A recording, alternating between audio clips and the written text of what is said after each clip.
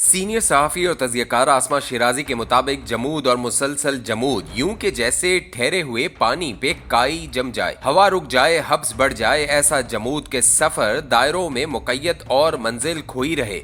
जमूद टूटेगा तो सफ़र का आगाज़ होगा, मंजिल का पता चलेगा, मगर जमूद टूटेगा कैसे और तोड़ेगा कौन? क्या कुछ बदल गया है? जो कल जमहूरियत के दावेदार थे वो आज समझौते को जमहूरियत करार देते हैं, और जो आज जमहूरियत की लड़ाई में मशगूल हैं वो कल हाइब्रिड निज़ाम के परवरदा। चेहरे बदल गए मगर मसलियतें न बदली। 27वीं आईनी तरमीम ने आईन के ढांचे को तब्दील किया है, लेकिन ये इख्तियार बहरहाल पार्लियामेंट के पास है कि वो अददी बरतरी इख्तियार करे और इसका इस्तेमाल भी। सेनेट में अलबत्ता कम तादाद के बावजूद बरतरी हासिल की गई, जो किसी एतबार से भी दुरुस्त न था।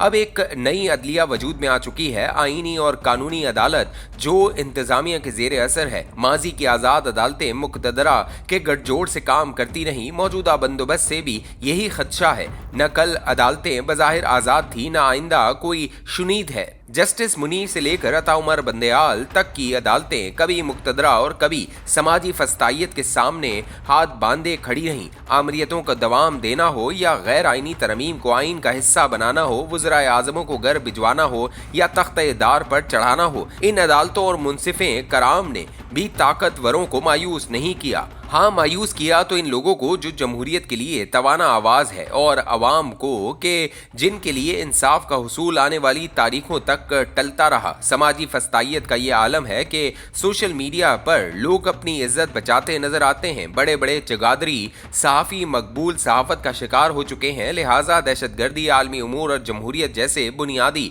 मौज़ूआत पर लिखने से खाइफ नजर आते हैं। और यूं खौफ की ऐसी फ़िज़ा है कि जिसमें आज़ादी इजहार के मौक़े कम और गालम गलोच के प्लेटफॉर्म मुतहरिक नजर आते हैं। इसका एक मुजाहिरा अभी इकोनॉमिस्ट जैसे इदारे की जानिब से साबिक वज़ीर आज़म और इनकी अहलिया से मुतल्लिक़ एक कॉलम की अशात के बाद देखने को मिला। मुग़लज़ात का एक तूफ़ान बरपा हुआ, कहीं ज़ोंबीज़ कैमरा हाथ में लिए हरासा करते दिखाई दिए तो कहीं सोशल मीडिया पर हिरासियत का एक बाजार गर्म है। ये सवाल अब भी इतना ही अहम है कि रियासती उमूर को जिस तरह चलाया जाता रहा और इनके रियासती और रवायती ज़ेर असर फैसले जिस नुकसान का सबब बने, रियासत आज भी इसी शहर के शिकंजे में है। इस बंदे नाचीज़ ने ताकत के ऐवानों पर तब सवाल उठाया था जब कोई जसारत करने का सोच भी नहीं सकता था, जबकि आज भी बदतरीन ट्रोलिंग का सामना है। ताहम सवाल उठाना हमारा काम है और ये काम हम करते रहेंगे। बहरहाल निज़ाम एक नए मरहले में दाखिल हो चुका, शख्सी ज़मानतें और तहफ़्फ़ुज़ मिल चुके।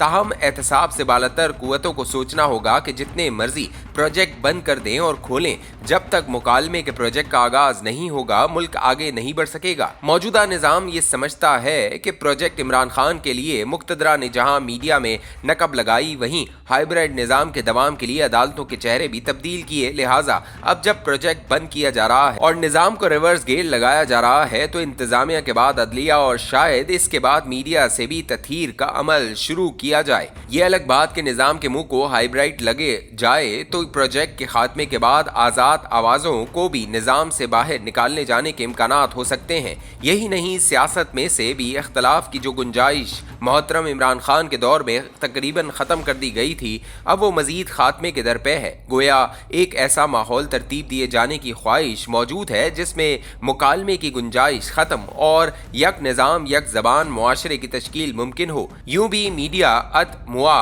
हो चुका, चुन चुन कर आज़ाद आवाज़ें दबाई जा चुकी। जो बचे हैं इनका गला घूंटा जा रहा है या कोशिश है कि वो भी अपनी बकाह के लिए किसी एक कैंप का इंतखाब कर लें।